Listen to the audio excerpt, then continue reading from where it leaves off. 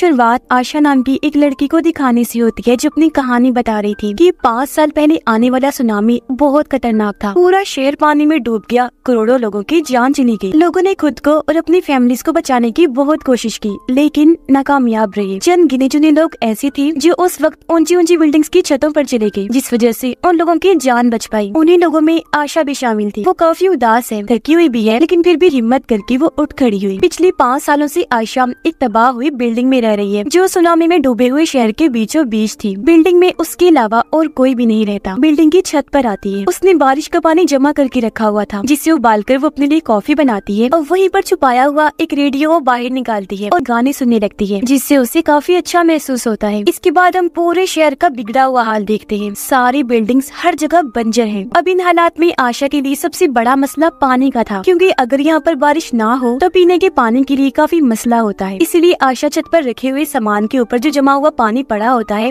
उसे कपड़े से साफ करती है। फिर कपड़े को निचोड़कर मिले हुए पानी को वो बोतल में बंद करके रख लेती है। इस तरह वो अपने पीने के लिए पानी इकट्ठा करती है, पर इससे भी वो छुपा के रख लेती है, क्योंकि यहाँ पर सामान ना होने की वजह से बहुत सारे लोग ऐसे हैं जो लुटेरे बन चुके हैं। वो लूट लेते हैं। कितनी बोतल्स रह गई थी, आशा ये सब कुछ डायरी में नोट करती रहती है। इसके बाद वो आसपास की जगह को दूरबीन के जरिए देखने लगती है। अचानक एक पूरी बिल्डिंग पानी की वजह से नीचे गिरकर डूब जाती है। ऐसे करते करते बहुत सारा शहर पानी में डूब गया था। अब जब उसने नीचे पानी में देखा तो वहाँ एक बॉक्स था जो पानी में तैर रहा था। आशा सोचती है कि इसमें जरूरत का सामान होगा, इसीलिए वो नीचे वाले घर में आ जाती है, जो भी पूरा पानी में डूबा हुआ था। पर यहाँ से आशा उस बॉक्स पर पिन मारकर उसे अपनी तरफ रस्सी के सहारे खींचने लगती है, लेकिन पानी में जो मछलियाँ थी उनमें से एक उस बॉक्स को पकड़ लेती है। इसीलिए आशा जब उसे खींच नहीं पाती तो वो आगे की तरफ हो जाती है। तब टूटी हुई जगह की वजह से उसे चोट लग जाती है, पर अभी भी वो हिम्मत नहीं हारती। पूरा जोर लगाकर बॉक्स को अंदर खींचने लगती है और आखिरकार बॉक्स उसे मिल ही जाता है। आशा ने जब बॉक्स को खोलकर देखा तो अंदर एक शराब की बोतल के अलावा और कुछ नहीं था, जिसे ही लेकर वो ऊपर आ गई। उस शराब से अपनी चोट साफ करने लगती है। शाम को जब वो बैठी थी तो उसे कुछ दूरी से आवाजें आने लगी। उसने जब दूरबीन के जरिए देखा तो कुछ लुटेरे खाने की तलाश में इसी बिल्डिंग की तरफ आ रही थी, जिन्हें देखकर वो अपना सारा सामान इस कूड़े कचरे के नीचे छुपा देती है। फिर खुद भी एक कमरे में जाकर छुप जाती है, जो उसने अपने लिए एक महफूज जगह बनाई हुई थी। जैसे लुटेरों का ग्रुप यहाँ पर आया, बिल्डिंग के हर एक घर को वो चेक करने लगती है, लेकिन उन्हें यहाँ पर खास कोई चीज नहीं मिलती। लुटेरों में एक बच्चा भी था जो आसपास गोलियां चलाने लगता है। इस वजह से आशा काफी डर जाती है, लेकिन खुद को काबू करने के लिए वो अपने माजी की अच्छी यादों में चली जाती है, जिनमें वो अपनी छोटी बहन को देखती है, जब ये दोनों बहनें एक साथ थी। कुछ देर के बाद जब लुटेरे वहाँ से चले गए तो आशा भी बाहर आई, क्योंकि रात हो गई थी तो सो जाती है। हर रात आशा को डरावना सपना आता है, जिसमें वो अपनी फैमिली को डूबता हुआ देख रही थी, लेकिन चाह कर भी उन्हें नहीं बचा पाती। अगले दिन वो जब सोने लगी तो अचानक उसे बिल्डिंग में आवाजें आने लगती है। इसीलिए वो टॉर्च लाइट लेकर हर जगह चेक करती है, लेकिन उसे कोई भी नहीं मिलता। पर उसे कहीं न कहीं शक था कि कुछ तो गड़बड़ जरूर है, मतलब कोई यहाँ पर चोरी छुपे आ गया है। इसीलिए वो हाथ धोकर साबुन को वहीं छोड़कर अंदर चली जाती है। पर तभी यहाँ एक छोटी बच्ची आ गई जो उस साबुन को उठा लेती है। तभी यहाँ पर आशा भी आ गई, जिसने उस बच्ची को देख लिया था। इससे पहले वो बच्ची को पकड़ती, वो ही आशा को मार कर यहाँ से भाग गई, एक दूसरी जगह पर जाकर छुप जाती है। अगली सुबह आशा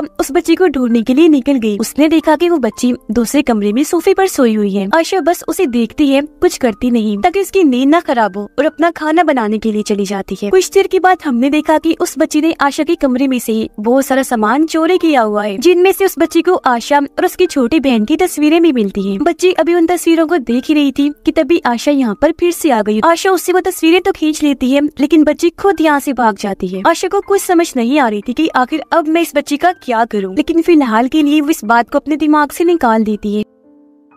बच्ची अभी भी नीचे वाले कमरे में थी, जहाँ बहुत सारा पानी भरा हुआ था। आशा को भी क्योंकि उस बच्ची पर तरस आ रहा था, तो वो उस बच्ची के लिए नूडल्स बनाकर नीचे लेकर जाती है। पता नहीं बच्ची ने कब से खाना नहीं खाया, यही सोचकर आशा उसे नूडल्स देने लगती है। बच्ची आशा से नूडल्स नहीं लेती, इसलिए वो उन्हें वहीं रख के ऊपर अपने कमरे में चली जाती है, जिसके बाद बच्ची भी उन्हें खा लेती है। अब अगले दिन वो बच्ची शुक्रिया के तौर पर आशा को वो सारा सामान लौटा देती है जो उसने आशा के कमरे से ही चुराया था। बच्ची खाने में आशा की नकल कर रही थी, मतलब नूडल्स कैसे खाने नहीं है, कैसे ऊपर करना है, जो देखकर आशा भी काफी हंसने लगती है। अब काफी वक्त के बाद आशा के चेहरे पर मुस्कुराहट आई थी, पर क्योंकि काफी सालों से उसने किसी से बात नहीं की थी, तो फिलहाल वो बच्ची से भी कोई बात नहीं करती और रात में अपने ही कमरे में उस बच्ची का भी बिस्तर अपने साथ लगा देती है। पर बच्ची को नींद नहीं आ रही थी और वो रोने लगती है, कहती है कि मुझे अपने मॉम डैड की बहुत याद आ रही है। जो देखकर आशा पहली बार उससे बात करती है, कहने लगी कि तुम घबराओ नहीं, हम तुम्हारी मॉम डैड को ढूंढ लेंगे। तभी हम बच्ची भी उससे बात करती है,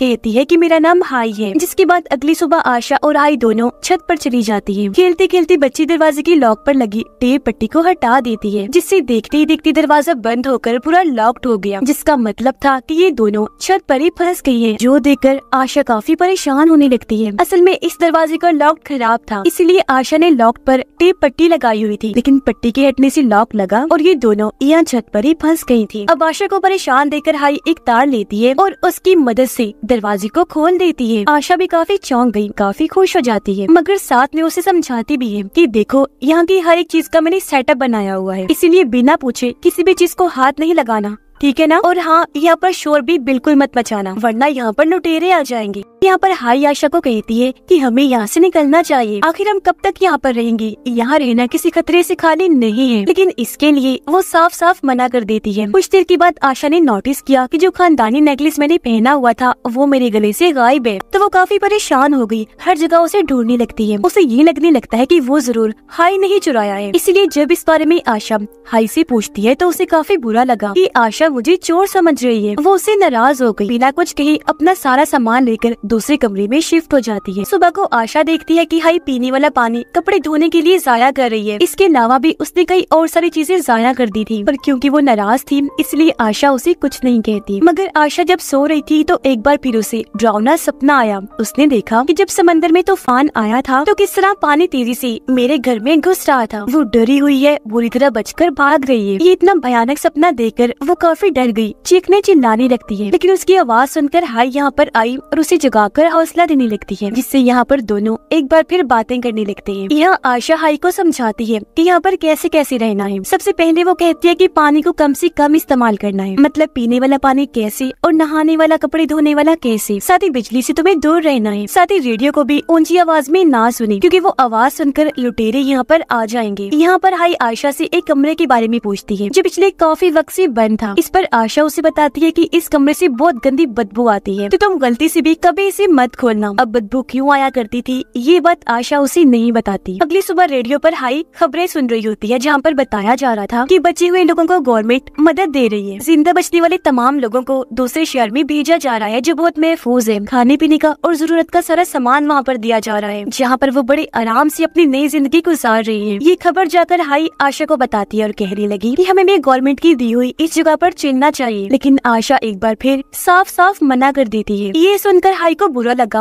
और वो आशा को डरपोक कहने लगती है कि तुम हालात का मुकाबला क्यों नहीं कर सकती, क्यों तुमने सोचा हुआ है कि तुम हमेशा यहीं पर पड़ी रहोगी। लेकिन जब आशा ने फिर से मना कर दिया तो हाई अकेले ही वहाँ पर जाने का फैसला करती है और अब वो प्लास्टिक की बोतल्स को आपस में जोड़कर उस जगह पर जाने के लिए अपने लिए कश्ती तैयार करने लगती है। जो देखकर आशा उसे समझाती है कि देखो, इस बिल्डिंग से बाहर निकलना खतरे से भरा हुआ है, क्योंकि पानी में शार्क्स और भी खतरनाक किस्म की मछलियाँ हैं। साथ ही वो जगह भी बहुत दूर है जहाँ पर तुम जाना चाह रही हो। वहाँ पहुँचते पहुँचते खाने पीने जरूरत का सामान खत्म हो सकता है, पानी में हम रास्ते भी भूल सकते हैं। ये सुनकर हाई उसे एक फ्लेयर गन दिखाते हुए कहती है कि देखो, ये मेरे पास है, इसके जरिए मैं अपनी हिफाजत कर सकती हूँ। फ्लेयर गन देकर आशा काफी घबरा गई। वो हाई से गन को छीनते हुए कहती है कि गलती से भी इसे चला मत देना, वरना इसकी आवाज सुनकर लुटेरे यहाँ पर आ सकते हैं। अब क्योंकि आशा ने हाई के साथ काफी सख्ती से बर्ताव किया था, तो कुछ देर के बाद वो उसे माफी मांगते हुए प्यार से समझाती है कि देखो, मेरी बात सुनो, आज से पहले कई बार मैंने यहाँ से निकलने की कोशिश की है, लेकिन कभी भी मैं कामयाब नहीं हो पाई। ये बात बताते बताते उसे फिर से पास्ट का एक वक्त याद आने लगता है जब वो फैसला कर चुकी थी कि मैं अपने घर को छोड़ दूंगी, क्योंकि उसकी मॉम डैड घर में लाई गई चीज सबसे पहले उसकी छोटी बहन को दिया करती थी, जिस बात की वजह से उसे बहुत गुस्सा आया करता था और वो अपनी बहन से जलती थी। यही वजह है कि उसका ताल्लुक अपने मॉम डैड के साथ भी बिल्कुल अच्छा नहीं था। अपने माँ बाप का ऐसा सलूक देखकर वो काफी तंग आ गई थी। हमेशा उसकी छोटी बहन को ही अहमियत दी जाती। इस बात को लेकर अक्सर उसका अपने मॉम डैड से झगड़ा हो जाया करता था, तो आज वो घर छोड़कर निकल जाती है। मगर तब आशा की बहन ने उसे जाने से रोक लिया था। प्रेजेंट टाइम में आशा देखती है कि उसका वो नेकलेस वहाँ पर गिरा हुआ है जो टूटकर गले से गिर गया था, यानी कि इसमें हाई की कोई गलती नहीं थी, उसने नेकलेस नहीं चुराया था। जिस बात से आशा को काफी शर्मिंदगी हुई और वो हाई से माफी मांगती है।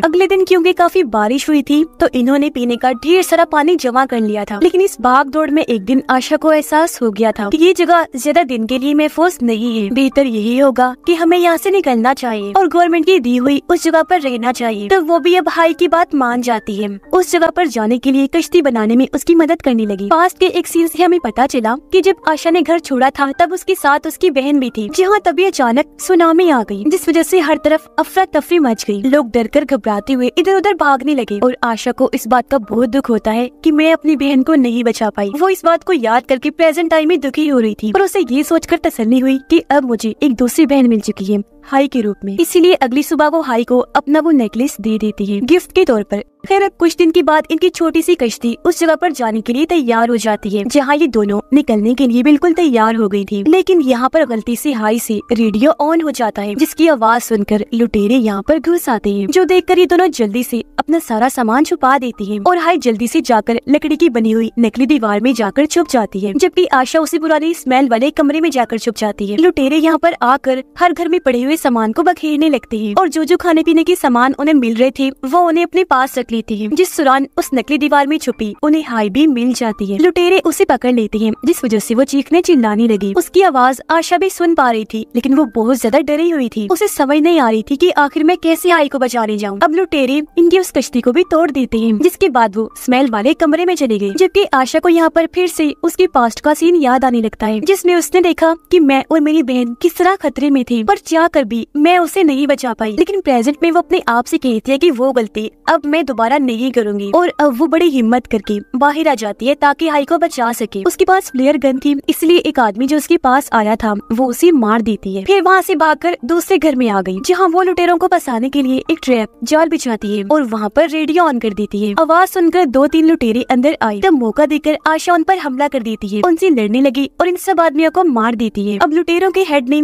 हाई को पकड़ लिया था, तो अब वो आशा को ढूंढने के लिए अपने और आदमियों को भेजता है, जिस वजह से आशा एक बार फिर उस स्मेल वाले कमरे में छुपने के लिए चली जाती है। यहाँ पता चला कि उस कमरे में स्मेल क्यों थी। दरअसल यहाँ पर बहुत सारी लाशें पड़ी हुई थी जो गल सड़ गई थी और बदबू उन्हीं में से आ रही थी। पर 2 दिन लाशों को सामने आशा नहीं रखा था, क्योंकि ये उसका प्लान था। पहले वो लाशों की मदद से लुटेरे को डराती है, जिसके बाद खुद सामने आकर उसे जान से मार डालती है। उसे खत्म करने के बाद आशा उसका चाकू छीन लेती है और उसके बचे हुए साथियों को भी मार डालती है। और अब वो पहुँच जाती है लुटेरों के हेड के पास, जो दरअसल एक शिप पर था, जहाँ हेड के साथ भी आशा की काफी लड़ाई होती है, जिस दौरान ये तीनों ही गलती से पानी में गिर जाती है। अब इससे पहले शार्क यहाँ पर आती, आशा जल्दी से हाई को लेकर एक जगह पर जाकर छुप जाती है। और अब जब लुटेरा पानी में था तो यहाँ पर एक बड़ी सी शार्क आ गई, जो एक ही झटके में लुटेरे का काम तमाम कर देती है, जिंदा ही खा गई। जिसके बाद दोनों जल्दी से लुटेरों के शिप पर चढ़ गए, जिससे आखिरकार दोनों की जान बच जाती है। ये शिप काफी अच्छी थी, यहाँ पर खाने पीने और किसी चीज की तंगी नहीं थी, जबकि आशा इस रात पहली बार डरावने सपने के बगैर सो पाती है। सुबह जब दोनों उठी तो उनके चेहरों पर मुस्कुराहट थी, क्योंकि अब उन्हें अपनी एक नई जिंदगी दिखाई दे रही थी। दोनों एक जगह पर खड़ी होकर उम्मीद भरी नजरों से आगे देखने लगती है और इसी के साथ ही ये कहानी भी इधर ही खत्म हो जाती है।